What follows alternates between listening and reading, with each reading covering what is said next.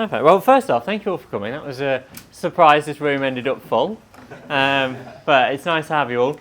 So I've got loads to run through, but I also want this to be an event where we all collectively take something away. So my aim with this, and my single aim, is that all of you come here today with some problem, bottleneck, whatever it is, and you leave without it. And I'm expecting that to be from everyone else here. We've got loads of very clever people sat in this room.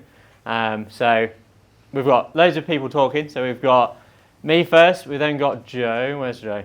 Joe just here doing ads and funnels for us. We've then got lunch. It is a fend for yourself lunch. So there's food here in the bar. There's also Mackie D's around the corner, whatever you fancy. And then we've got Misha doing. Where's he? He's not here. He was just there.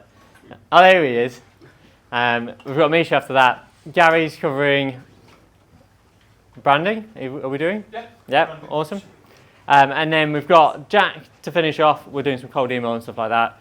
Everyone loves a bit of lead gen. And then the ending bit is the round table. So we'll move these tables out of the way, get us all in a big circle, and we'll go around. What's your problem? So spend some time thinking about what your bottleneck is now, and we'll just help each other out, answer those questions, and kind of help everyone move forwards. But that is pretty much my plan for today. Awesome. Okay, so a bit about me. So I've been asked this a couple of times, so I apologise for everyone I've already told this. My background was actually in e-commerce. I started a e-com store when I was first year of uni. I had a whole 3 products when I set off. We were the COVID cohort, so got sent home, and it went from 7 hours in person to 7 hours on Zoom. It was like, right, okay, but now what? So with all of my free time, I decided to start a business. So I was selling more and more stuff on eBay. Decided a website would be the next fix. That's brilliant. I've heard of them. Went from beginning of COVID with 3 products to the end of COVID with 37,000 products on the website. Started playing around with how I could automate bits because it was just a massive time suck. Loads of customer service, people complaining and whining at me. So I was like, what in here can I automate? The first one was a newsletter. Instead of me pressing send on a Friday evening, I was scheduling it. I was like, oh, this is brilliant. ChatGPT came out of nowhere and was like, hold on a minute, it can choose whether I do this or do that, and basically be my if what all the way through. And that kind of opened the door from there, really. I started working with other e-com agencies to do a similar kind of thing and help them implement processes. And then got chatting to a business coach at a networking event, and he coach people through business. And I was like, I don't really know what that means. I'm sure you're just sat talking to people, right? What am I going to automate there? But he had a lovely 6-week plan that he took people through. He did everything from the invoicing and everything completely manually. And we automated the whole entire lot for him. I say me. Automated the whole entire lot. And it opened my eyes to, wait, this automation thing is going to be massive. AI's here. The first time I pressed enter on ChatGPT and it spat something back at me, I was like, hold on a minute, there's something special here. And had that wow moment, and from there it was kind of a case of like going through that process and implementing it into other businesses and other people, and it kind of snowballed from there. I now have 2 companies, Automation X and Cybex. So Automation X, we do little one-off project builds every now and then Cybex is a different business partner going after the big fish. So that was our goal with that. Our main focus with Automation X was the one-off projects. Don't get me wrong, that's where most of our revenue is driven. But we do packages, which I think is probably in fact, it is definitely the biggest thing that has given us the ability to scale so fast, because we've got automations that we have on the shelf as a bundle. We've got an accountancy bundle, we've got a marketing bundle, we've got a lead gen bundle, and we can basically sell these as packages. And it would take us 8 hours to implement our lead gen bundle, for example. To build the automations, it would take 2 weeks, if not longer. So being able to charge for 3 weeks worth of work and it take us 8 hours suddenly seemed like a bit of a no-brainer. So that's really where we pushed it. And then the Cybex stuff is like bigger projects, a higher ticket because we can charge more because they're bigger fish. Completely different approach, same kind of foundations underneath it. Yeah. So I wanted to kind of touch on 3 things that are holding you back. But before we do that, by all means, feel free to not participate in this. But I just want to get a feel for where people are at with their journey So if you don't mind, for the people who are doing more, well, let's say, started their agency, is doing more than, well, just having an agency, who's kind of at that range, just put your hand up. Okay, keep your hand up if you're doing more than £1,000 a month. Awesome, okay, so we've got a fair few newbies. Anybody over the 10k a month mark? Okay, awesome. Fine, perfect, okay, that sounds good.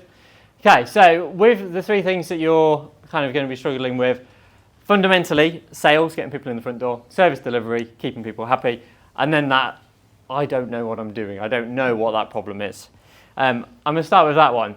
I don't know what I'm doing, I think it's complete BS.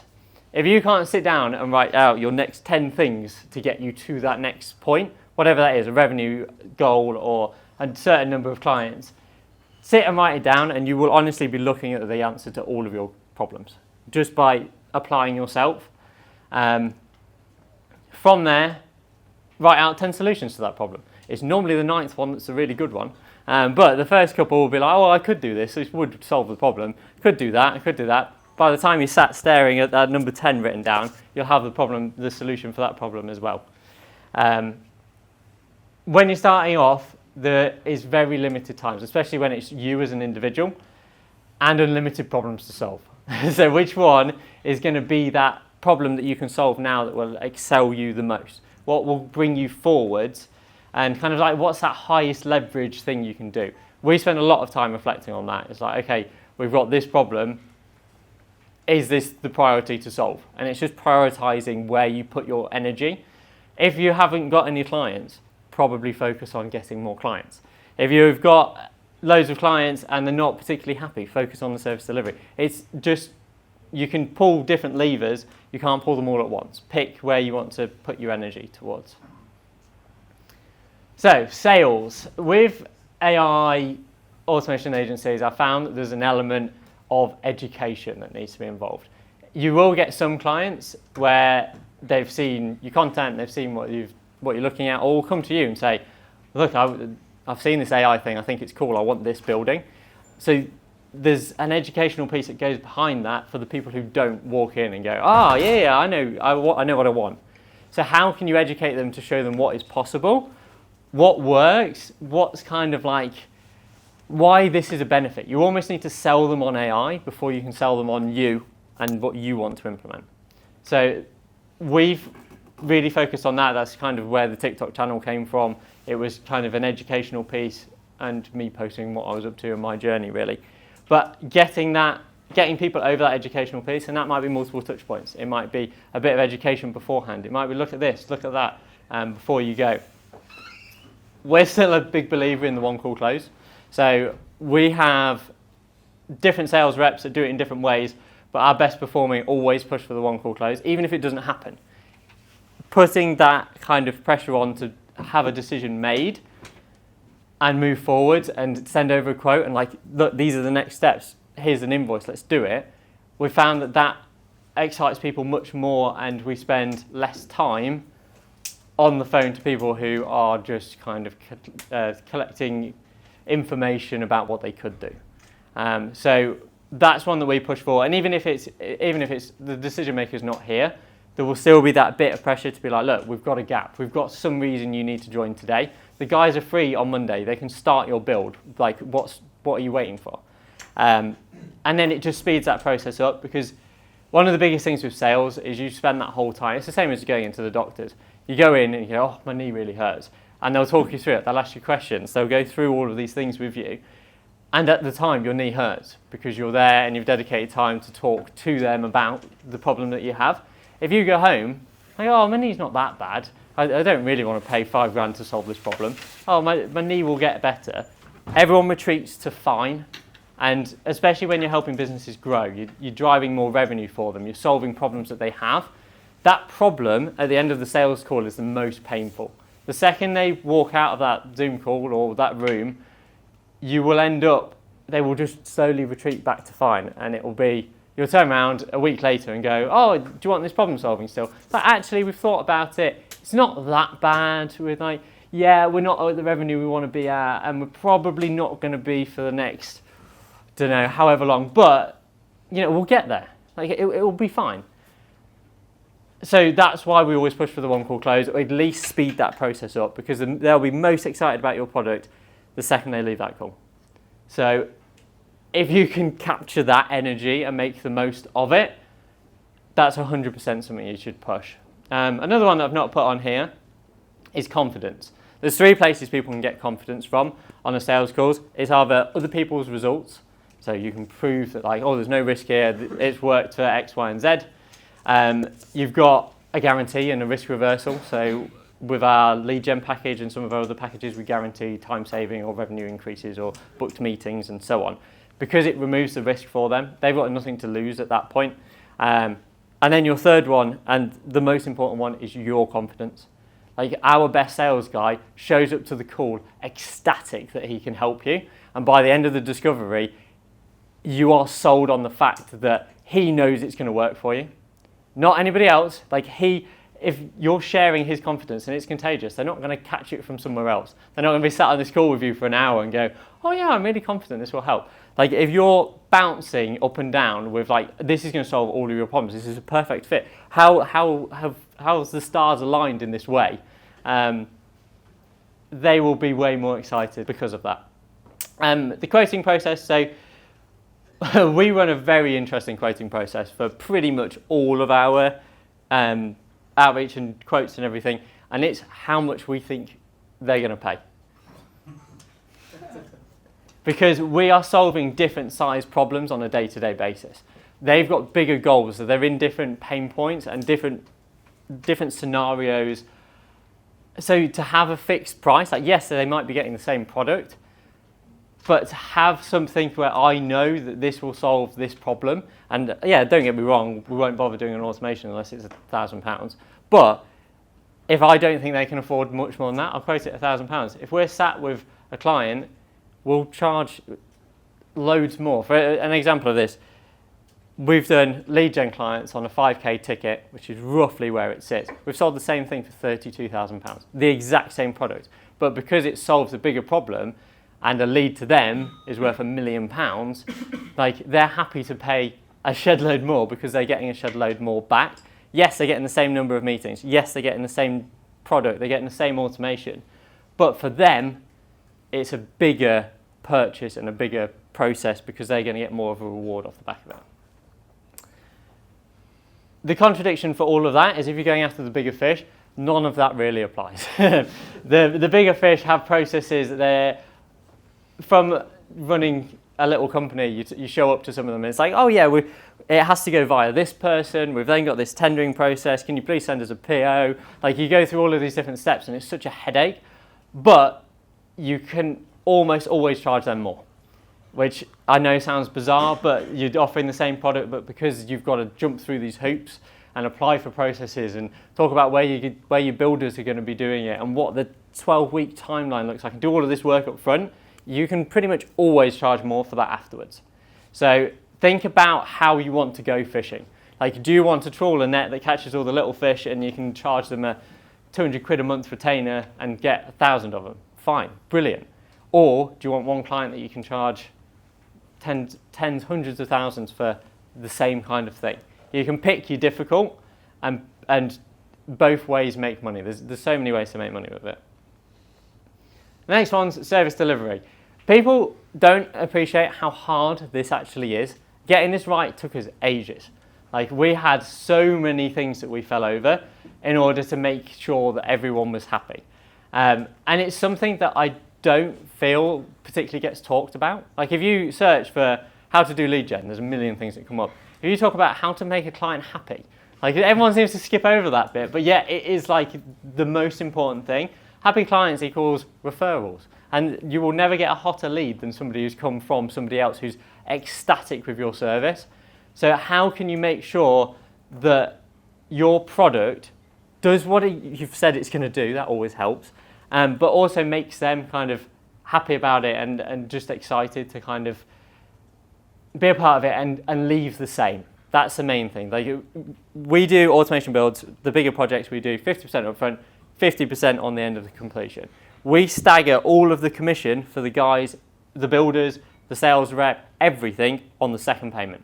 Because if we haven't got that first payment, that money's technically not ours. We've only got half of it. So we incentivize our whole entire team to focus on wowing them and getting that second payment. Until that second payment's in, they're not a paid client. And that's a focus point for us because we want to make sure that the sales guys align expectations. It's dead easy to get on a sales call and promise the world and have them buy and then go, okay, delivery team, go on, make this happen for this tiny budget.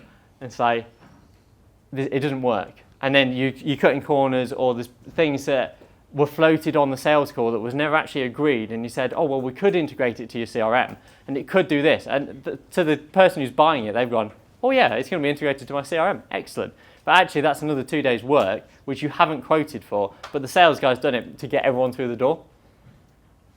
So it's about kind of managing those expectations, hence why the sales guys get the payment on the second, the bigger chunk of their commission on the second payment. Same goes for our builders. Like, we want them to wow every single client we have, so we give them a percentage of commission on when deals and builds are finished. When that second payment comes in, they get something in return.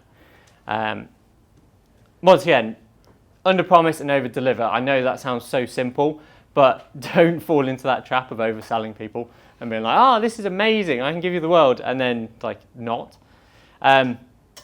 Another one that I found, we're working with especially small business owners. They're complete control freaks. Like, they've asked you to come in and automate a process, but they're too scared to hire someone to do that process because they know they're not going to do it right. And you just go, yeah, it's just going to happen now. What? What do you mean it's just going to happen? And it's keeping them up to date with what you're doing, because you go, yeah, brilliant, I'll build this, I'll see you in 2 weeks. They're like, the worst ones will check in that afternoon, be like, have you started? Do you need anything? And then the ones after that will just kind of be like, are you actually doing anything? What am I paying you for? You've disappeared off the face of the planet. So we had one terrible client with this, and since then we've implemented Loom. So at the end of a day, a week, however long the build's going to be, and whatever we feel that we can kind of get away with, we'll do a Loom update. And it will take 2 minutes, run through of like, okay, today I did this. I did this, it now looks like this.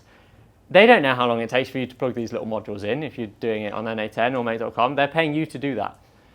But keeping people up to date and just sending them over a Loom at the end of the day, they just breathe then. And then also on the delivery side of it, when we built this automation, we will sit down and run them through it and show them it work and be like, look, check your inbox. Have you got that proof that that booking's been made, or proof that that invoice has been sent? And they'll be like, oh, wow, this is amazing. But you need to wow them on this, because they just go, I've got no oversight of this anymore. How do I know it's been done properly? How do I know it's been done? And if you can't kind of show them that, you will get people who are just like completely off the rails with, I have no idea what you're actually doing for me, and I've paid you a lot of money, and now have you done it? Does it actually work? What's going on? So building these invisible things in the background often helps if you make them visible and show people them. So I wanted to touch on some agency truths. So one of the things that we found to be really key is the trust. Like, once again, I talked about they're only going to get confidence from a couple of places. If you can build these scenarios where at the end of the day they're like, wow, these guys are awesome, and it's a lot of it's just being human. Like, me and Jack have had loads of customers over the years kicking off, and it's because we're nice, approachable people. Quite often you can talk them back off that ledge just by being a nice human. Like, it doesn't take a lot, but building that trust as with an individual and having a conversation with them and just kind of like going through the process with them builds that trust. And I think it's something that a lot of people think is a sales problem, where actually the trust is built elsewhere. Martin suggested I put this one in. Fake it till you make it. There's a lot of things where it's like clients are going to want to see results. They are going to want to see the automations you've built. And if it's an automation you've built for yourself and it does X, Y, and Z, it's still an automation you've built for someone and it still does X, Y, and Z. So go through that process with them and kind of like, I'm not saying lie, but just kind of like inflate a little bit and get people to kind of trust you and go off the back of it. So one of the other things that is probably a fundamental throughout this whole presentation is solve a problem once and then repeat it. if you can work out how to get a client, and you can put 10 bullet points together and go, if I do this again, I get another client, and if I do it again, I get another client. Just work out what the problem is, fix it, and then repeat. It just go and go and go and go. Same for service delivery, same for how you send your invoices. Everything is just a case of like, when you've got that problem, solve it, and then, well, actually don't repeat it, but just fix that problem and go again. I'll run on to SOPs later, but me and Jack, pretty much all we do is do that first thing once and do it well, document the whole entire thing, and then the team can do it. So having that kind of jumping over those hurdles, there is only so many. There's only so many new tools that you need to learn. There's only so many products you can offer. So once you've got that process working, document it, get somebody else to do it. They literally just outsource, go, next one, next problem, go. We have problems with email accounts going down on our outreach. We've had, I was talking about 5.0 earlier, and just 1 in 11, it gives us no output for some reason. So how do you mitigate for that? Having a backup run where it runs by 4.1 mini or something else that kind of is a backup. Yeah, 5's always going to deliver better results, but if it only does it 10 out of 11 times, is that better? So making the most of that. And then another thing is stop making it difficult. Like if you boil down a lot of the problems that you are all having, there will be mini problems inside of that. Solve those individually. Like it's not how do I get to 10K, it's how do I get a client to pay me in the first place. And then from that, like what's the next problem? What's the next problem? Like break it down into really small chunks, and then all of a sudden it becomes very manageable. Okay, I wanted to touch on how to hire. So we've got, these are 4 that kind of fundamentally come into this. Setters, quite often, seeing as we're in an AI space, AI can do a lot of this job for you. And it is actually pretty damn good. But if you're wanting somebody to cold call or answer the phone, or you need a human in there somewhere, you can't automate it, we found probably one of the best places is either Upwork. We've actually got a LinkedIn recruiter account at the minute, which is awesome. I'd highly recommend. Or even just posting a job on LinkedIn. You get some really good talent off the back of that. We've also got Upwork. We've got Facebook groups, especially for setters. There's a lot of people who want to get into the sales space. They've been sold this dream that you can be a high-ticket salesperson and make a shed load of money, which you can. Quite a lot of people go through the process of doing setting first. So it's their first step into the sales world. Closes. Our best closes have always come from referrals. So speaking to other agency owners that they've got a cap on how much somebody can actually earn, we're quite happy to take those, their best reps that are ready to leave, and use them. All of the best closers, every single one of them, will be working in somebody else's job. So how can you convince them to move over to you? Are you offering them more potential to earn? Are you offering them a higher split? Are you offering them better hours? Like one of our best guys was working US hours, making a shed load of money, but he's like, I don't want to work evenings anymore. He lives in the UK, and we said, oh yeah, come work for us then. You'll make as much money, if not more, and you can work during the day. We don't care. Do as you like. So kind of like going through that process. Where to hire them? Once again, LinkedIn's a killer for this. Facebook groups. A lot of other agency owners, if you can speak with other agency owners, they will know places. There's a couple of places like Club Closer, which train people up from having somebody who can just sit and kind of like speak to humans to move them to a sales role. They are excellent. We've had quite a few from there. They've got the training, they've got the community, and they've got the drive. They've paid somebody to learn this skill. So quite often that's one to kind of go through. My next 2, I kind of cheated because most of our auto builders have come from TikTok, and same for client success has come from TikTok. But automation builders, Upwork's amazing. Get people to send over a Loom of the automations that they have built for you. Because quite often you'll watch the Loom and go, none of these modules are connected. And I can spot that because I've built millions of them, but quite a lot of people won't. And them just plugging 27 modules together, being like, this is an amazing product that I built for X, Y, and Z. Like, you obviously didn't, because none of it's connected. And also it's part of the automation building. is how they communicate things, because there's a lot that you want to get across from the sales team, if you've got a sales team, or from yourself to them. You need to be able to communicate with them. You need to be able to pass stuff across. So making sure you're going through that. The other place, our best guy, Eurus, who heads up our automation builds for Cybex, came from LinkedIn. He's absolutely amazing. I would also like to add, the best automation builders that we hire have come from a coding background. They know way more. It's like asking somebody who builds rocket ships to fix your bike. Like they are just, it's a walk in the park for them, because they can do this properly, and we're just asking them to drag some modules together and like, oh, we need a bit of code for this, or a HTTP request. And they go, yeah, that's fine, easy. I mean, don't get me wrong, you can do all of that with ChatGPT now, or Claude actually, arguably better. But having somebody who has that fundamental understanding of what's going on behind the scenes, 9 times out of 10 separates them from everyone else. And then client success. The main thing with this, and Brenna's here today and heads up our lead gen client success, is having somebody who doesn't take any shit.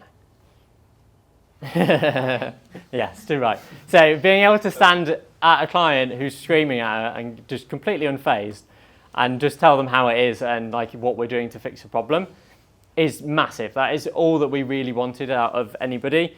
It does help that she's lovely and looks after everyone. But client success, a lot of it's a people job. They need to be able to speak to people. They need to be able to have a conversation. They need to be able to have a hard conversation. So having somebody who can manage that, and also, if it's on the automation building side, be able to translate from the sales guy who's in his little sales world to the automation builders who are sat actually building the product, and being able to communicate between the two. That is one of our key things for that. Once again, LinkedIn's a great place for this. You could probably do it on Upwork. We actually haven't found anybody that was particularly good on Upwork for that role, just because it's a bit more of a nurturing role. But yeah, once again, that's another one that kind of referrals and other people that you know is a real sweet spot for that. Okay, managing people. So closers, and for all of the hardcore salespeople in here, I do apologise, are quite often very bipolar. They'll have a really good day and they'll come bouncing onto the phone and be like, oh, I've just closed this, I've just done that. And you're like, amazing, well done. And then the next day it's like, oh, I've had a terrible day. And it sounds like you're talking them off a ledge. And it's like managing that and also working out what gets them going. So we've got some closers that need a lot of nurture. And it's like, oh, you did really well here. Like encouraging them to do more. Other ones you can be like, that was shit, why did you do that? And the next day they will come back on fire. So kind of you've got to judge that and kind of see where people sit and where they fit in that. But you can literally rile them up quite nicely if you've got the right people for it. Like it just depends on the people, and I think that's a process of understanding them and how they work. And one of our guys, Jake, if you were to tell him that he'd done something terrible, the next day he will be on it and he will do everything that you've asked of him because he wants to prove himself. That's why he does it. That's the whole reason he's into sales. And then we've got others that need a bit more hand holding and like, oh, have you thought about this? Like, should we try that next time? And they're like, oh yeah, that's really good. Like, you're doing amazing. Like, keep it up, keep it up, keep it up. And they'll jump on the next day and kill it as well. With managing them, it's a lot about watching the calls. I do think it helps if you can close yourself. But if you can't, I would still try because you'll learn a lot about your ideal client. You'll learn a lot about their pain points. You'll be able to turn around and find out, okay, I've spoken to these guys. This is why they didn't buy. This is the problem. Like, and actually reflect on it. And then also when you've got closers, reflect on their calls, watch them back. We always try and watch as many of their calls back as we can because 9 times out of 10 there's stuff that they could have done better and they know that, but sitting and reflecting on it and being like, but why would you say that? If they're concerned about this, why you should have bit that straight off there and killed it so that then we can move on to the rest of the sales call. So that's massive. Setters. We've taken 2 different approaches with this. We've done a really relaxed approach where it's like, work as much as you want, it's commission only. Like, show up, do as much as you want.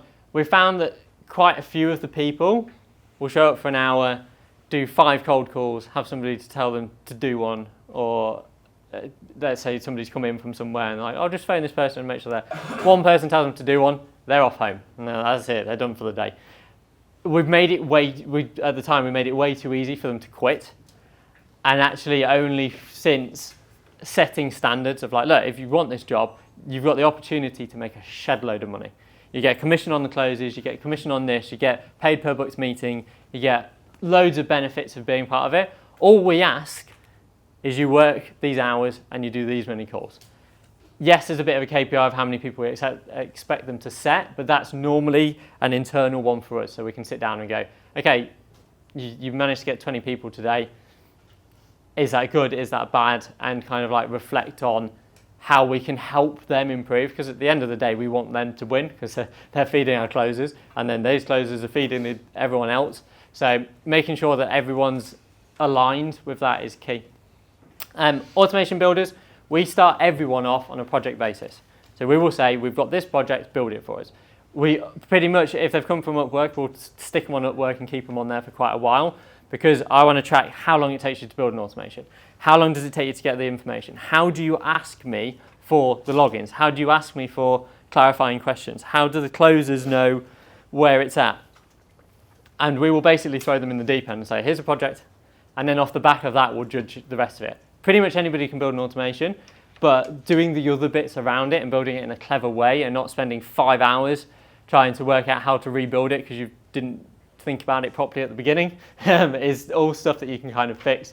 And managing them, it's quite often a conversation. We put all of these are in group chats individually, and then we've got some mix as well because we want to build a community and we want to build a network of people that help each other and talk to each other. Like the closers and setters speak to each other on a daily basis. They've got conversations to go back and forth all the time with what's going on. The closers and automation builders have conversations going on all the time. It's like, oh, when you were on that call with X, Y, and Z, which CRM was it that you used again? And stuff like that. We do send the call recordings over from the closers to the automation builders, but we kind of bridge them with kind of somewhat client success as well, because the closers commissions mainly on the second part. So they're incentivized to make sure the automation builders do a good job, and also they've got everything they need and vice versa. So everyone's incentivized towards that second half. Client success, it's a lot about just making sure that clients are happy. Really, that's all we're running through, is making sure that nobody's screaming at us and things on fire. But it's also a case of just like spending time with them, talking through problems, and kind of they're more connected with pretty much everything after the sale. So the best lead generation system, it massively depends, and this comes down to who you're targeting. That's why if anybody comes to me and goes, oh, I want to start an automation agency, I go, okay, which niche? Yeah, what do you mean? I want to sell AI or voice agents or whatever it is, and it's very rare people sit down and go, okay, I want to help these people solve this problem. And it might just be the case that I'm interested in, everyone says real estate normally. I'm interested in real estate. I want to help them do X, Y, and Z. Or even just I want to know more about the market because it's something that I'm interested in. That's enough because they will have a problem you can solve with AI. I will bet anything on it. So once you've got that, you then know how to contact them. Where do they hang out? Are they in Facebook groups? Are they on LinkedIn? Do they check their emails?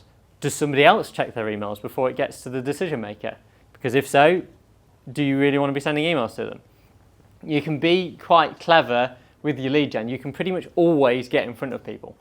Whether it's physical networking events, which I think is possibly something as AI people who sit at home all day neglect, and quite a lot of people are ignoring the fact that you can go speak to real humans and sell what it is that you're interested in.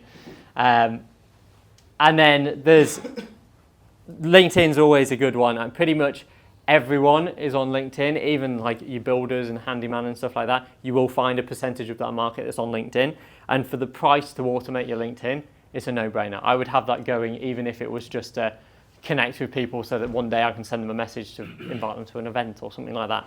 Like having that ticking over in the background is a complete no-brainer. Email, check whether or not somebody actually reads them. If you're going to cold email dentist, they're charging 250 quid an hour for their time. Do you think they're reading their emails, or do you think the person sat on reception screens their emails first, deletes yours, and they've just got the important ones to deal with? Probably. But can you get them on LinkedIn? Do they go to events? Probably can't cold call them because you'll end up at the receptionist. But there will be ways to get in front of these people, and it's just sitting and applying yourself. We've done it enough times that I can literally rattle through a million examples of where to get in front of the right people. But you know your niche, you know who you want to target. And on the note of niche, which I think I'll cover later on, you can pick a niche and target that one and get really bloody good at that one and sell loads of automations in that one. And if somebody comes from a different niche and says, can you build me this? What are you going to say? Yes, absolutely. But from an outreach point of view, it makes your life a hell of a lot easier because you can solve their actual problem instead of just widely guessing at the whole market and going like, oh, well, like, do you want some AI? What does that mean? So, yeah, focus on that. And then the main thing is, it's the offer. So our lead generation offer is exactly the same on LinkedIn, email, SMS, ads, pretty much, sorry Jay. All of those, it's pretty much the same offer, and it's the offer that gets people excited. So actually, if I was to pick one lever to pull with my outreach, it would be the offer. If you were to stick our offer on a billboard, it would convert. And I know that because I've tested it on all of the other platforms. It's pretty much the same. It doesn't matter how you get in front of people. We always make the joke with the lead gen offer that if delivering bricks through people's windows with a note on got them leads, they wouldn't care. Like, it's literally however you can get in front of these people. But if you've got a crap offer and nobody cares, then how are you going to make the rest of it work? You can send the right lead gen to the right person on the right platform, but if your offer's terrible, they're still not going to buy. And yes, if you do enough, somebody will at some point, but the biggest lever you can pull is the offer. So, what people want to buy and how to get the easy yes. So, one of the things to think about is the complexity of the automation isn't necessarily solves that much of their problem, if that makes sense. So you can build the world's most complicated automation, but if it solves a tiny problem for them, they don't care how long it takes you to build this automation. They care about the size of the problem you're solving. So if you can solve a massive problem with a tiny automation, do that and sell that, and you'll probably still be able to charge more than that than an automation that's going to take you 6 months to build that's going to solve a tiny problem. So think about that, and also this is something that you discover on the sales call. Like, when you're sat going through this with somebody, if they've got no idea about AI, it's the case of like, okay, well, what is it that you do on a Monday morning? Brilliant. Is there anything you do weekly? Okay, what do you do monthly? What do you do quarterly? What would you like to never do again? That is always the best one. If they turn around and say, God, payroll, it's a bloody nightmare, I hate it, it's the worst thing, I spend 2 days a week, every single week doing it, I lose all of this time, it sucks. There you go, you found the automation that they want to buy. So it's a lot about discovering that process, and also once you get good at this in your head, you'll be able to map it out and be like, okay, well, it's going to be handful of modules, we definitely need to come from here, the data's stored in there, so we need it from there, ChatGPT is going to write this bit for me. Okay, I know what that looks like. I roughly know how long it's going to take me to build it, but they don't care. In fact, they would like it if it took you 2 minutes to build. They would prefer it that way. So you're actually incentivized to build the easiest things for yourself because you can deliver the product quicker, you can deliver the service quicker, and everyone's going to be happier and you'll be able to charge more. So think about that next time you're on a sales call. Partnering up. So I have 2 business partners, I'm sure most of you have met them, Martin and Jack. One of the things to note on that is you just fall into roles. Like, it is an unspoken thing that you end up just falling into roles. Yes, you can sit and talk about, okay, well, you do this and you do that. But 9 times out of 10, you will find that you just accidentally stumble into a role. And that's kind of one of the things that has helped us, is just kind of leaving it to kind of see where people sit. Complementary skills. A lot of people fall into 2 categories when it comes to AI and automation. It's either you're more on the sales side and you know that there's a shed load of money to be made in AI and you'd be spot on, or you think these AI things are really cool and you can build some awesome stuff. Quite often, They're your two extremes. People fluctuate in the middle. But if you're one extreme and somebody else the other extreme, you've got a perfect partnership there. If you can go and sell stuff and then come to people and go, oh, Tobias, I know you can build this for me. Do you fancy building it? He's going to be over the moon. You've brought him a client. Brilliant. So think about what's the skills that you're missing. And it doesn't necessarily mean you need to give them equity in your business. It can be somebody that you employ. It can be somebody that you just partner with and have a conversation with on a weekly basis about, okay, well, can you build this automation for me? And you will also do things faster and go further. There's probably, let's boil it down to, there's 10 problems you've got to solve from getting a client through to making money. If you could only need to solve 5 of them because somebody else is solving the other 5, you've halved your workload. You can do that in half the time. You can make it twice as good just by kind of picking somebody else who knows that second part. And I think most people know that, but actually actioning it's a different thing. And then I've added a quote on the bottom here. If you want to go fast, go alone. If you want to go far, go together. At the beginning, with all of my partners, especially when me and Jack first started, I was like, oh my God, Jack, I'm not running you through instantly another time. And now I don't do anything on instantly. Jack does the whole entire lot. And at the beginning, it's like I'm having to catch somebody up to speed. But the second we got past even 20K a month, I was like, hold on a minute, there's something going on here. I'm not having to do all of this. I can focus on this. This is happening. It just happens now. This is amazing. And that can be somebody that you give half your business to, or it can be somebody that you pay or partner with or do these extra bits with. But all of a sudden you will turn around and be like, hold on, I've got half of a business that runs itself now, and I don't have to worry about that. I can focus on this. And you all fall into that.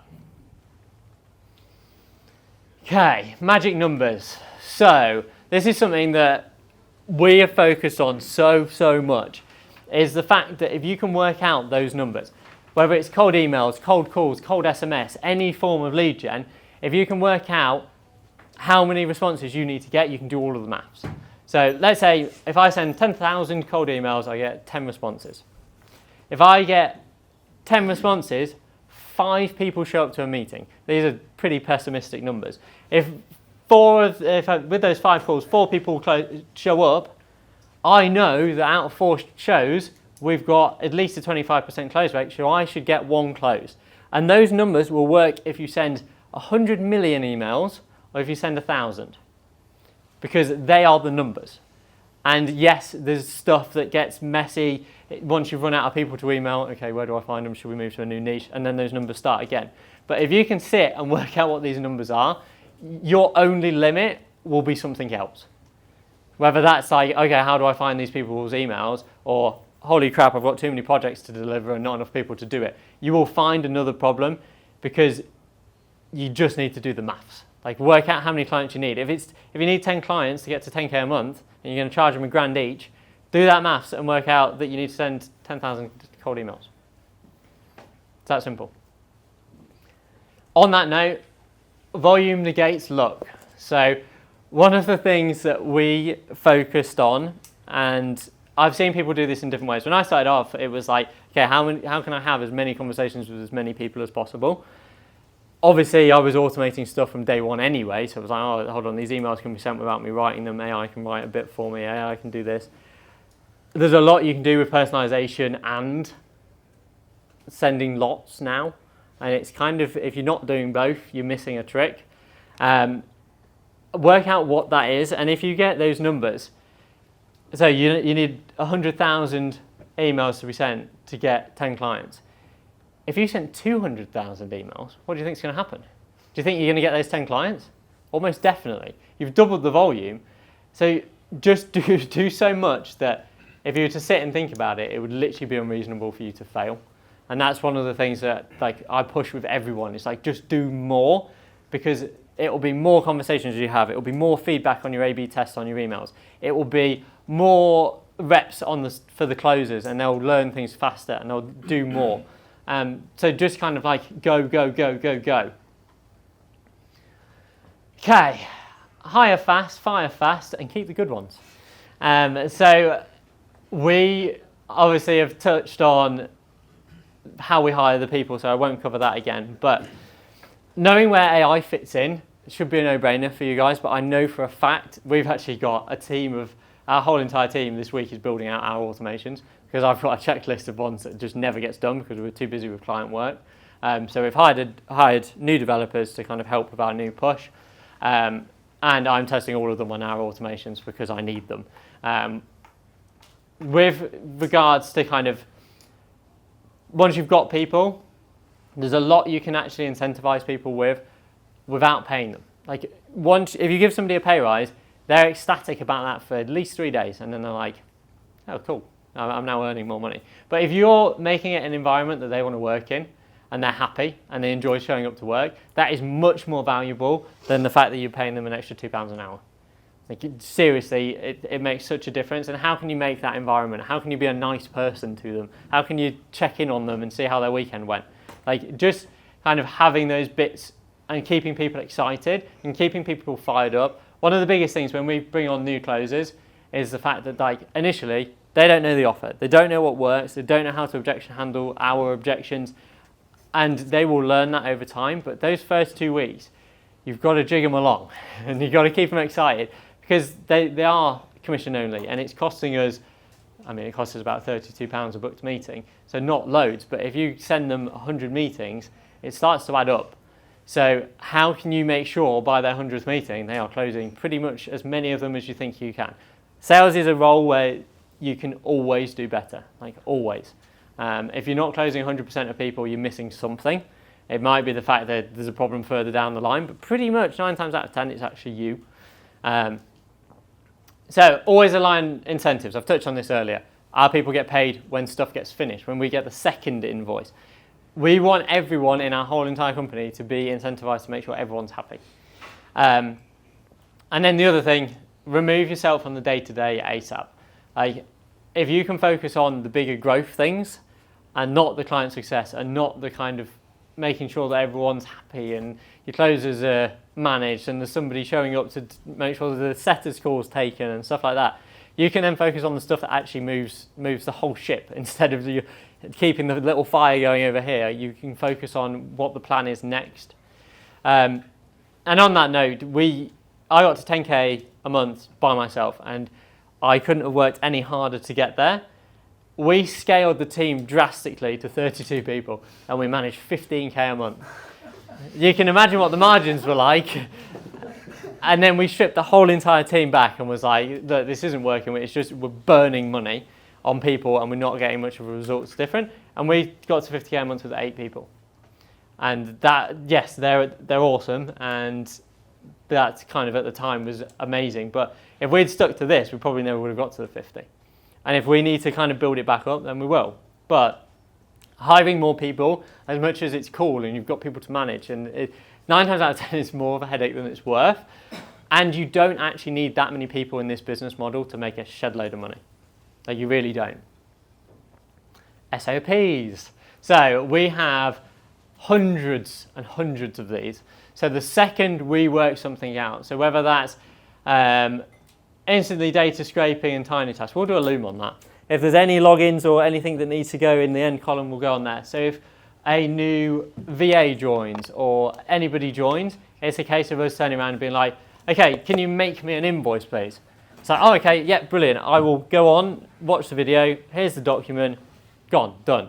And this is pretty much all me and Jack do, is that first one. Once we've done that rep, it's like, okay, brilliant, there you go.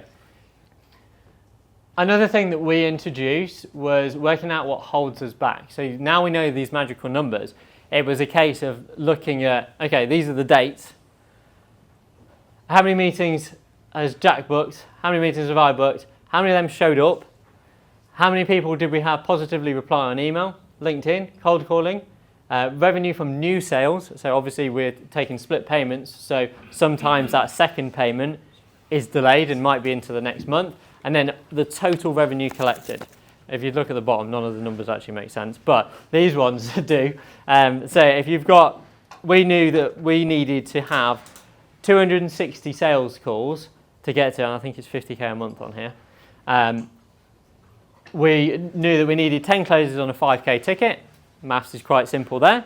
That close rate must be terrible. But we could work out, okay, how much money have we invoiced for? Okay, people haven't paid their invoices. Why haven't they paid their invoices?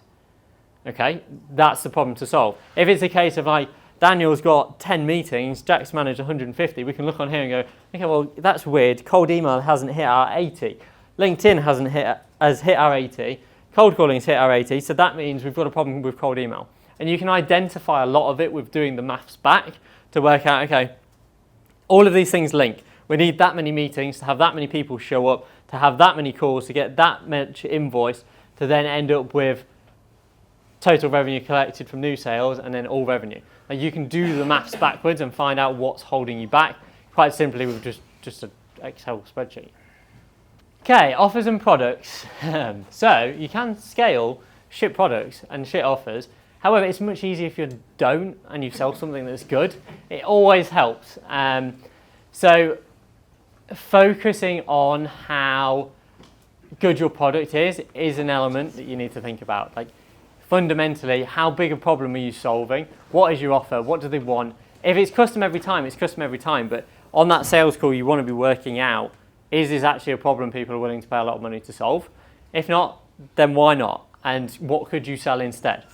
One of the things that we noticed, we got pretty good at sales quite quickly, and we could basically solve having a poor product initially by selling lots of people onto it. So we could just have the closers closing people, and you'd get somebody upset every now and then, but because we were closing more people, it was fine. The money kept coming in.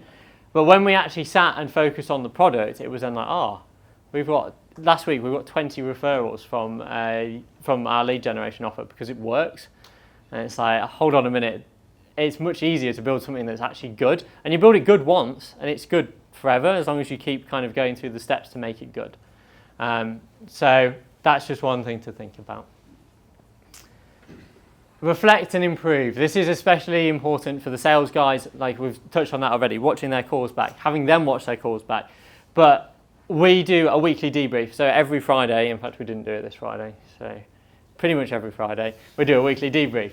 It's got questions of like, okay, what went well? What didn't go well? How do we feel the closers did? How do we feel the team did? What do we need to do next week to make sure we improve? What did we say we needed to do last week, and did we actually do it? And what an impact's had on there. We've since added like, what was the biggest objection? So if our closers are coming to us being like, oh, everyone wants to see testimonials, guess what our focus is next week? Getting some testimonials.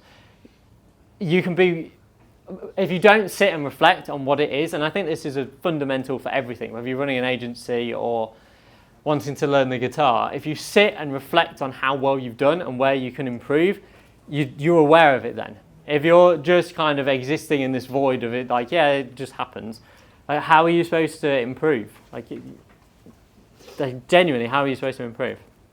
And I think that's been one of the biggest things for us, especially for the sales guys, is sitting them down and going like, reflect on your calls, watch these back. And we do that across everything that we do. If we haven't got happy clients, why aren't they happy? If we've got the setters aren't setting enough people, okay, let's reflect on that. Let's try this week. And by having it logged, when it comes to next week, we can look back and go, oh, well, we said we'd do this. Actually, setters isn't a problem this week. Brilliant. Okay, on to the next problem. It's just putting out fires. So, AI sells. I think this is probably one of the biggest things that all of us have clocked on. AI is hot right now. Grammarly, a tool that I've been using for the last 7 years, is now an AI tool. Like, has it got any AI in it? No. Has it changed at all? I don't think so. But they're now focusing on that because it's exciting and AI is here and people want AI. People also haven't been burnt by AI. So a lot of the marketing agencies are now moving towards AI ads. And what does that actually mean? They might use some AI to make the ads. They might focus on other things like that. But it's a new stream of stuff that people haven't been burnt by. And this opportunity will only last so long because there will be people coming in and doing a terrible job and people will be burnt and it will repeat itself. There will be something new later on that comes out that you can kind of make the most of and ride that wave. But AI is going to be one of the hottest topics. So how can you put that in your sales language? How can you put that in your offer? Like our lead gen offer is we guarantee 50 booked meetings in a 30-day window or your money back. our next line under that is pretty much always without using ads or with using an AI agent. And people are like, what? Hold on a minute. I've never had an AI agent book me meetings before. Like, so nobody's got a bad feeling about it. So quite often you can get people in just because they're interested and they know AI is cool and they know AI is here. And we're like dealing with this much of the market that knows how cool AI really is. Now wait till it expands. Okay, so I wanted to add some bits on here about scale. So we are drastically pushing this, but with scale, you need to know your numbers. You need to know how many emails you need to send. You need to know how much you need to spend on ad spend. You need to know these things because we took on 5 extra sales guys. So we went from 1 to 5 just for our lead gen offer, and suddenly realised, okay, we need 50 booked meetings every single day. 50 booked meetings every single day for our sales guys to be full on. But we literally went to the back to the track and went, okay, so we need to send this many LinkedIn DMs, we need to send this many cold emails, we need to spend this much on ads, we need to try these new things, we need to do this on SMS. Like I can tell you exactly all of those numbers because we tried it and know that it works. And off the back of that, I think we booked 40 odd yesterday. We're still not quite there, but we know that we can push those numbers. And without that, you're kind of shooting in the dark. Packages. So this is, once again, one of the things that has kind of set us apart from quite a lot of the automation agencies and has allowed us to scale so aggressively is we've got these packages. And that has come purely from doing enough reps in the other stuff that somebody came to us and went, oh, have you ever built any lead gen automations? And I went, yeah, we have actually. I've probably about 10. Like, oh, cool. What do they work? Oh, well, yeah. It was built off the back of someone's job that they were doing manually, and then we automated it. So yeah, it works. Awesome. Can I have that? Yeah, sure. Yeah, fine. That will take me like 20 minutes to do. Charge them as much as if I was going to build it custom because I remembered how much I charged them. And I'm like, wow, awesome. This is great. And it's implemented next day. Awesome. Brilliant. And then it was like, hold on a minute, what else have we got? What else can we put together? What is that LinkedIn posting tool that we can do for marketing? What is that blog post creating tool that we can add in? Like, all of these are things that we've built and we've done the reps, and it was just a case of sitting and reflecting on that and putting together packages off the back of that. The next thing, streamlining delivery. There's a lot you can do here. AI is always going to be a people game. Even with the packages, I still need somebody to connect the APIs to the right account. I still need people to be plugged in. I still need people, and this is going to be a people business. But how can you streamline service delivery? If you're using Go High Level to make landing pages or whatever, build a pre-formatted template, make a Loom video on it and put it in an SOP document so that anybody can come in and do it, and then you can streamline how you actually deliver the product. More people. If you're going down the custom built stuff, which I would recommend to everybody, there's so much money to be made in that space, as well as the packages. Having more people is just going to be a factor of it. You're going to need people to build your automations for you. Like, you're only one human, and you can spend 12 hours a day building NA10 automations, but then you suddenly realise, oh, I haven't done a sales call today because I'm too busy. And then it's like, oh, now I've got no clients, so let me do a load of sales calls. And then I'm like, holy crap, I've got loads of automations to build and no time to do sales calls. And everyone just goes up and down in the loop like that. Hiring people and outsourcing those bits, whether it's a project basis, I'm not saying take somebody on full time on day one and try and work it out. Get a project, get them to pay you, offer it to somebody else for half as much. Brilliant, there you go, you can on to the next one. And if it's the other way around and you want to do the building of the automations, fine, find somebody who's going to feed you some leads, have those conversations and just go. And if you don't want to be doing the sales calls, get somebody to do that instead. You can kind of, there are going to be people that are involved in this until we get to the point where there's an AI agent that can build all of our automations anyway, and then we'll be fine. But until then, you're going to need people. And the other thing is, don't get distracted. Like, quite often, me and Jack are like, oh, maybe we should do this business idea. Like, we've cracked the lead gen, we've cracked the sales, we could offer, well, Hong Kong companies was one of the ideas, and it's like, yeah, let's go do that. We'll know it sells. But it's like, if we go down that route, it will be new pain points to find, it will be new objections, it will be new setup. It's like, how do you do the delivery? It's all of these other things, and it's distracting you from the thing that you're actually doing quite well, and like you're getting people excited about. So don't get distracted. Okay, imposter syndrome. I think, and it's quite controversial, I think that's total BS. If you're not putting yourself in a situation where you're nervous or out of your depth or running too fast, then it's probably because you're comfortable. Like genuinely because you're probably like, oh, life's easy. Like I'm making 10k a month. I'm doing okay. I'm not in enough pain to kind of do something. Whereas if you put your back up against the wall and hire 5 sales reps in 2 days and go, holy crap, we need some more meetings. Like it's focusing on things like that kind of puts you in that situation where like me and Jack were stressed out of our mind for about 3 weeks then. Like, how are we going to do this? How can we scale? What can we scale quickest? Joe, why can't we double our ad spend? Like, please. And just like going through all of it. But if you're not running at 1,000,000 miles an hour and feel like you're about to fall over, you're probably comfortable. And that's, your human body wants you to sit there and do as little as possible to exist. And that's something we found with having staff, especially VAs. They'll start off really hungry and love it, and then you'll turn around one week and they'll be like, oh yeah, I've just had this morning off, I hope that's okay. And then by this point it's 2 p.m. and you're like, wait, so nothing that I needed done this morning has been done? Like, yeah. And they'll just do the bare minimum to exist. And it's designed in our DNA, it's what has got us this far as humans, is the fact that if you can preserve the energy and lay in the sun and not do anything because you've eaten, like brilliant, I don't need to eat, so let me preserve my energy.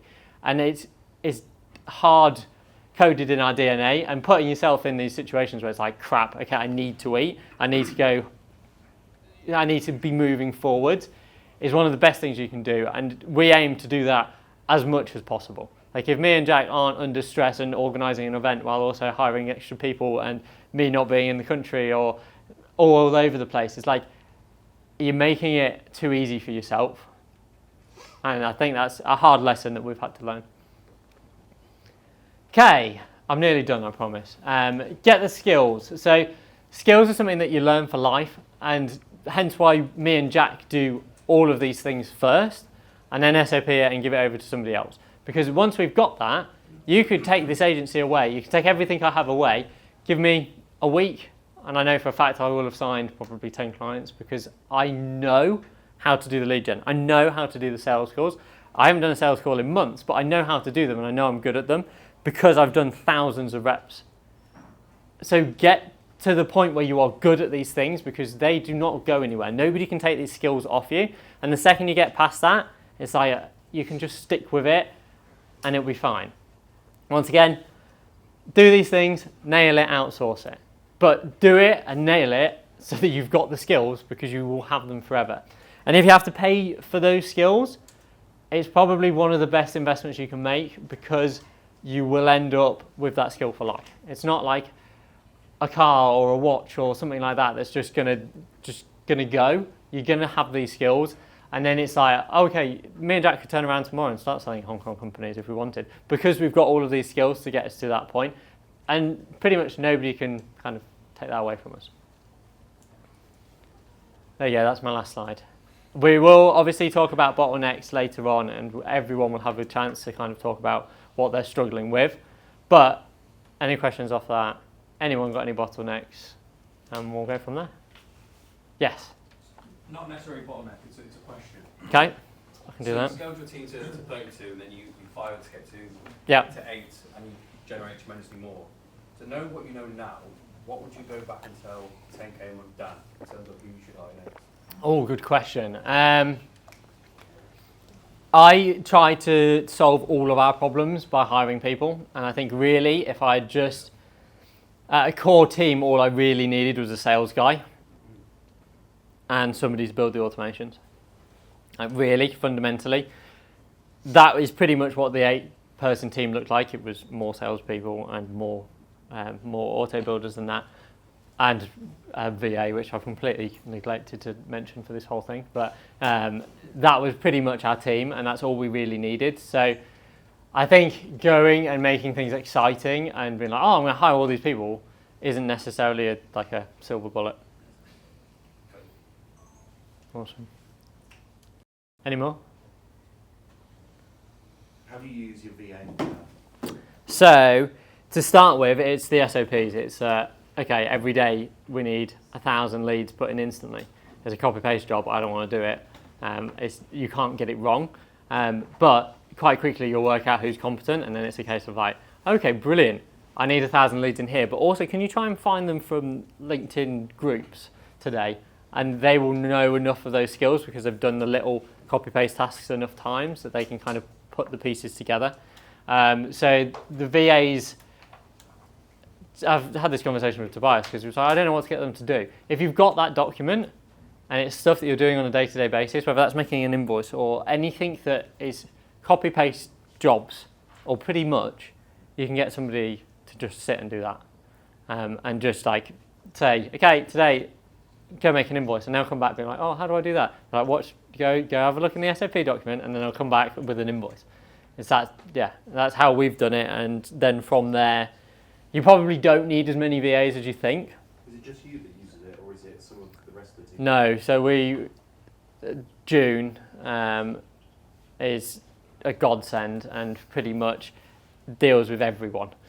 So anybody who needs anything, you go to June. The automation builders for building our automations at the minute, I'm like, oh, can we have the API access? Ask June. Because she knows where it is in the document, she can find it and just connect people together. So yeah, all of us use her. I have called Dib, so if we get another one, she's been my PA. But you know, till then. But yeah. Can I ask about the difference in approach with bigger companies? Because we've worked with a number of small firms now. Yep. And just this week from a networking event, we've got 2 warm referrals set up with SMEs. And nice. Honestly, bit out of my depth. We've worked with 20-man teams, but 50, 100, 150. Got a call on Wednesday, got a call on Friday. And I'm a little bit unsure as to how to approach that versus a smaller team with a specific solution. So quite often, one of the things that we notice is the bigger companies don't actually know what a lot of the people on the ground are doing. Yeah. Like we've spoken to business owners and be like, oh yeah, you need to speak to Sarah. She's in accounts. She does this. And you sit down with Sarah, and Sarah doesn't do that at all. She does this, and actually finding out what Sarah's problems are. If we can free Sarah's time up, which is the main goal anyway, that's a priority. So maybe it's a case of speaking to somebody a rung below, and it's a case of if they're like, oh, I'd love it if you could help Susan do X, Y, and Z. Like, be like, brilliant, can I speak to Susan to get that in a bit more detail and kind of actually discover that in a bit more detail, because they're quite often wrong. The other thing to note with the bigger companies is, to be fair, 50 to 150 all do it in different ways. So they are pretty much winging it still. Some of them will have one owner who decides, some will have a full board. So you kind of got to feel that out in the call. They normally end up being a 2, sometimes a 3 call close to kind of go through that process, because there's, oh, brilliant, okay, well, we're going to look at this finance automation, so it's probably worth having the head of finance here. God knows how they get anything done. They're all in meetings that are the same as it was last week. But it's kind of like those steps that you've got to go through. So it's more about kind of understanding on the call, okay, you're the owner of the company, so is it, like, do I need to speak to anyone else? Is there anyone else who needs sign off on this? How you need to ask it a bit more gently than that. But honestly, treat it the same as normal. Because Do you mind if I follow up? Yeah. The core difference in my head being that so far we've been pushing NA10 automations Yep. and a lot of custom builds, but I guess I've had some emails before these meetings talking about they're looking at Copilot Enterprise and switching onto this plan. And Yep. Is it more of an AI strategy type or AI audit where you help them develop a strategy for implementation, or are you still pushing the same types of workflows in terms of social media automations and freeing up their time? So if somebody was to come to us with that, Yeah. it probably wouldn't be a case that we'd go, oh yeah, we've got a bundle for that. Yeah. It's probably something that we want to get ingrained in. Yeah. Like, as much of it, I would probably slate Copilot, but also just kind of get in and be like, look, let's start off with one little project and we'll build that, and then we'll show you what we're capable of doing. On that sales call, you'll come back with a list of 15 things. At the end of the call, go, okay, I've identified these 15 automations that we can do. They'll make a massive difference to you. I think this one is your best one to start with. Would you agree? Pretty much always they agree. And then it's like, okay, well, let's start with that one. I won't ask you for any more than that. We'll work on this one together, see how we get on.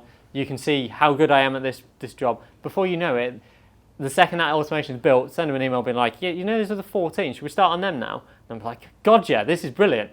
And you can get in the door quite quickly that way, and then it's like you just kind of spread within. Yeah. Similarly with pricing against them, because it's easy with a 10-man team, you're charging $5,000 or £3,000, or are you doing the same pricing structure? Or is it Feeling it out. Okay. Yeah. Yeah. Yeah. Vibe pricing. Vibe pricing. Yes, Tobias. I have a question in regards to branding and framing of your company. Awesome. You're obviously quite heavy on the outreach piece, and you're doing hundreds of thousands of messages. When they search you up, how much effort and how important is it for you that they find a curated view that showcases you as authority or as trustworthy, or is it purely just offer based and you just, we can give you X and Y? Yeah, so that's kind of where, once again, back to the confidence points, it's the element of like, okay, we're giving them confidence because we've got this crazy guarantee and promise that we're going to deliver X, Y, and Z. That's kind of how we get in the door. Yes, they're going to check on your LinkedIn. Yes, they're going to have a look at your website. So after you go for the bigger kind of people like that, you need to be aware of that as a factor. Your next thing will be focusing on how you do that call to make yourself look like an expert. It's a lot of it's in that, and you can quite often wow people in a 5-minute call to kind of be like, look, these are some of the amazing things we've done, and this is what's possible. Because a lot of it's of that educational piece. It's like, wait, what do you mean that we can do all of that and it'll be automated? Like, yeah. And then they're like, oh wow, okay, this guy knows what he's on about. So that's a lot of it. With Gary will cover branding properly later, but yeah, I don't think people buy from people at that kind of level. So it's a lot about, okay, I like you, I trust you, you clearly know what you're talking about. I want to buy from you. Makes sense. Awesome. Yes. If you had no skills and you're starting from zero, how would you get to 10K? What would your like weekly or daily inputs be to get to 10K as soon as possible? So the first hurdle you've got is the lead gen. Like, you'd need people to talk to you. How do you solve that problem first? Because the rest is kind of like almost not important because you haven't got that yet. So a lot of it for me would be finding out what the market wants, and you do that by having calls with people. So yes, your outreach is going to be less tailored. It's going to be a very different offer. It's going to be more of an AI solution offer, but get in front of people, have conversations with people, and very quickly you'll pick up on things that are like, okay, that's really interesting. And then from there you can personalize the outreach off the back of it. So once again, it's a reflection. It's that endless cycle of like, okay, they liked this, brilliant. They didn't like this, let me not do that next time. Or I've spoken to 100 recruiters. I know that their pain points are X, Y, and Z. So therefore, in my outreach, I can lean on every single one of those pain points and get a bigger reaction. That's kind of what you're measuring through. But lead gen. Okay. Yeah. Yes. On the back of that question for lead gen, most people that I know in the space, they're doing custom projects at the beginning. Yep. Now, that's where a lot of my projects come, which is custom as well. My question is, before you started doing those bundle packages, Yep. which were obviously coming from multiple people in the same space with the same problems, how did you scale lead gen for custom projects? Good question. So we were in this lovely situation where me posting on TikTok brought in a handful of conversations and we could close them. So quite often it would be in the morning I'd be talking to a dog walker, and then in the afternoon I'd be talking to the head of an estate agency firm. And you get such a varied variety off the back of having people come to you that we would build a really cool automation for an estate agency, and we'd contact all of the estate agencies we could find selling the same kind of thing. So that we were basically niche selecting based on what we'd built. So then it was like a case of like, after doing so many estate agents, you will have automated all of their painful processes. So do 5, and then all of a sudden it's like, oh, is this a package? Is this a bundle? We're actually looking at doing an estate agency bundle at the minute because we've done enough of them where we know that like, okay, these are pain points that are going to be the same across the market. So you just need that first one, which for you would probably come from a referral, and then it's like, okay, I can build this and solve this problem for Y. Let me find them and tell them I can do it. Because that's all it is, just getting in front of them. So on the back of that, would you say your most qualified lead source would, for custom project builds prior to bundles, was TikTok? And then you'd scale cold email and then ads. Yes. Packages in place. Well, we were in that nice situation where that kind of fell on our lap.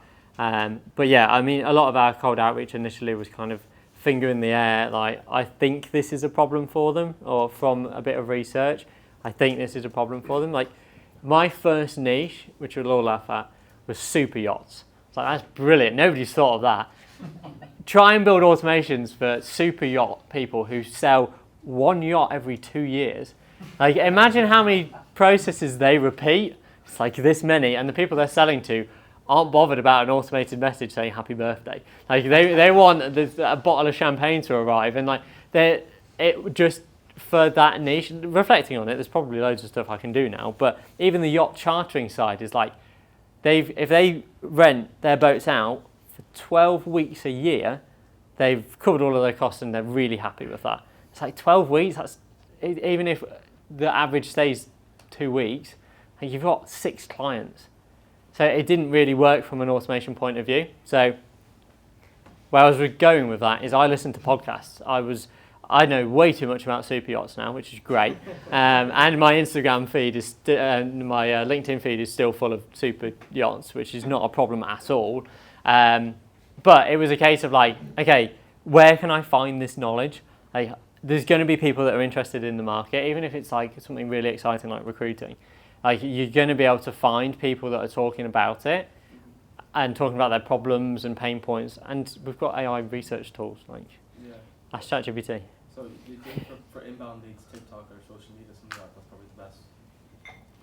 Yeah, it's a good source. The only problem is you can't scale it. Awesome. Yes? Yeah, I was going to ask you about how much focus you're getting from the cybersecurity perspective when you're trying to sell. Good question. So, how are you addressing that, and how are you trying to preempt the due diligence that you're probably increasingly going to have to go through? yeah, with so the big customers. with the big fish, we actually have a partner that does all of the compliance side for us. Pretty much all of it, unless you're doing something like properly illegal, is the case of like, oh, we've written this in the report and decided that this has this much risk associated with it, so we're good now. Like, a lot of it's that, which is completely bizarre to me. One of the things that when it comes up in the conversation is like, oh, we're feeding this information to ChatGPT, what happens to it? It's like, Apple has forced it onto every single one of our iPhones. Like, if one of the biggest companies in the world isn't worried about it, I don't think your 10-man band needs to be particularly concerned. That pretty much always kind of nudges people along to be like, oh yeah, well, if Apple doesn't mind, then it's okay. But there's other things like Zapier, their compliance and data security stuff is top of the tier. We also talk about NA10 and how we can take it on their own server. They can actually run it in-house, so it's a lot of like removing that risk. And the other thing is like the third-party element is like, okay, you've got a CRM, so that means your data is going to a third party. So all we are doing is connecting it via another third party to this other tool.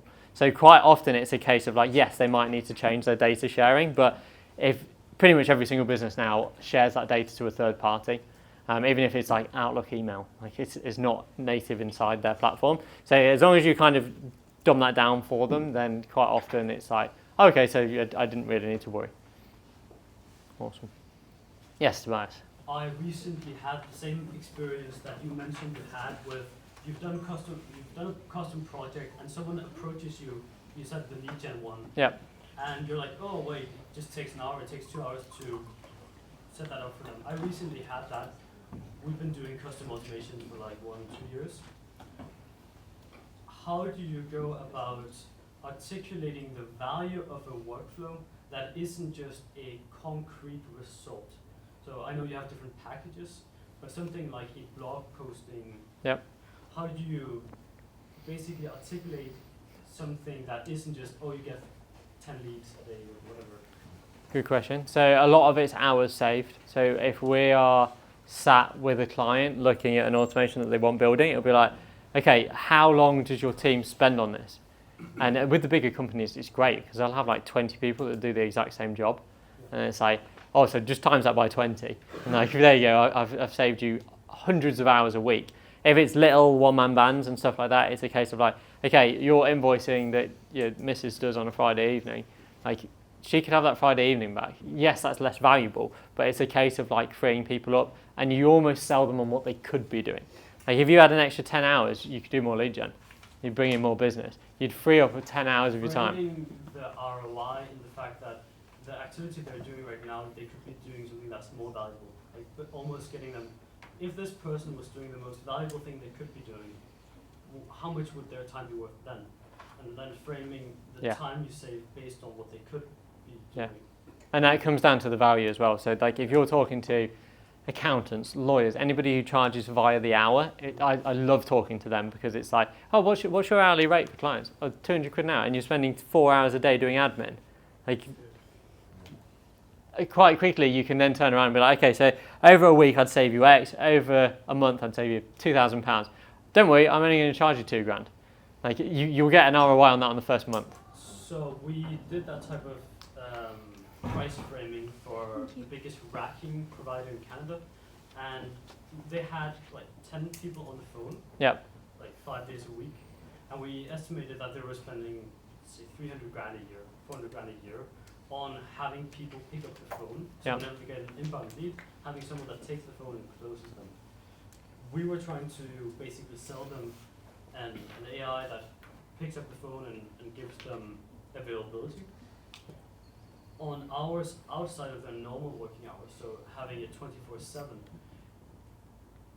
What multiplier on the time saved, let's say, you gave the accountant example, if you save them hours worth of 10 grand, how much would you, just in your head, quote them for? Is it just as much as you can get away with, or? Yeah, as much as I think we can charge.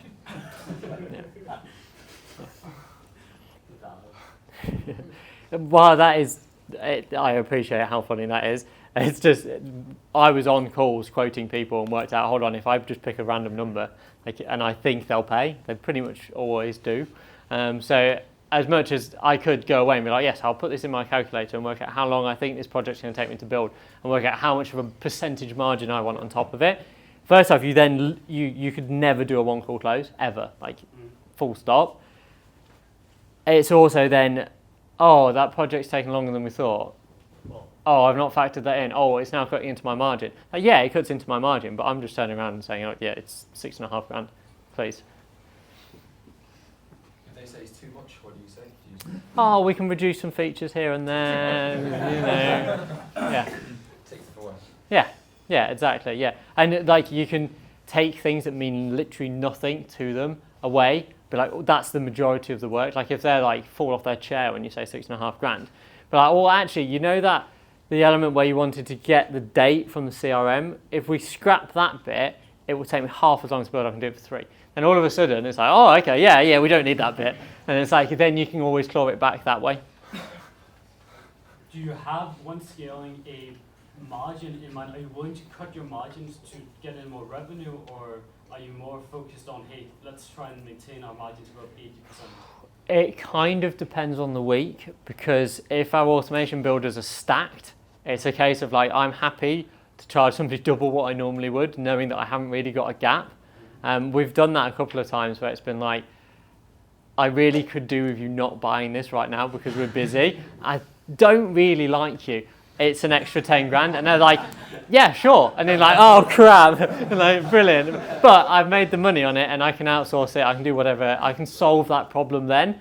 But you'll be surprised by the number of people where you just turn around and be like, when you don't want their business and they give you it, it's just like, yeah, but it's a nice problem to have. Okay, I am 35 minutes over my time, so we'll do one last question and then I will hand over to, is it you next? Yes. Awesome. Yes. In terms of that sort of first call close, trying to kind of get to the point quickly, how do you deal with the exploratory type of calls where they have no real idea what AI and what automation is and how it can, Yep. can help them, and they're trying to push for some sort of crazy, complicated, fully functional business intelligence.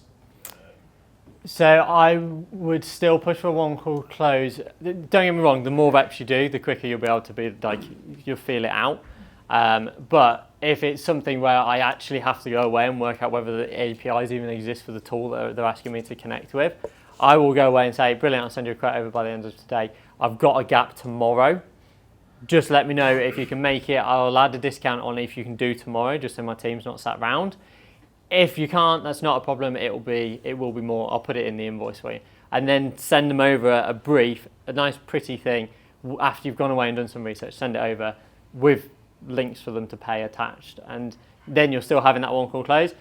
If people want to jump back on the phone with them. But at least you're putting that pressure on them a little bit, because if you've gone through a sales call with somebody, you've given them the price, you've given them everything they need to know, and you say, brilliant, I'll speak to you next week. What is their incentive to show up? They know what they're getting, they know what the price is, they know they're going to get a grilling. So like, why show up?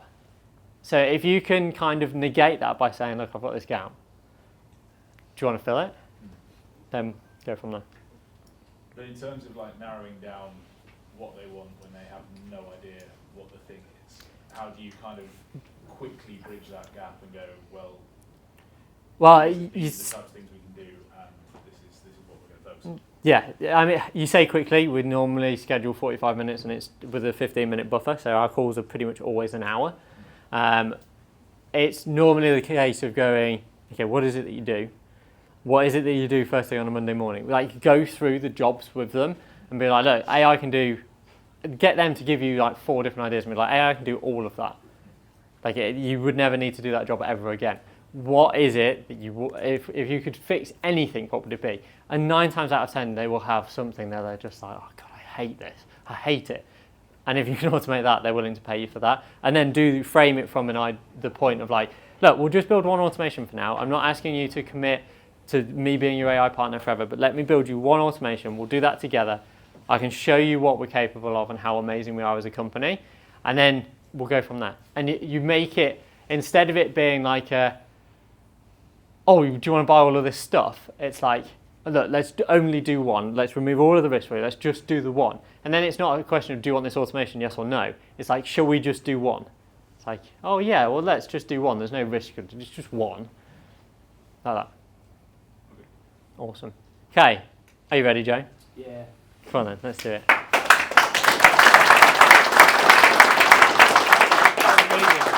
I wrote down like 4 things.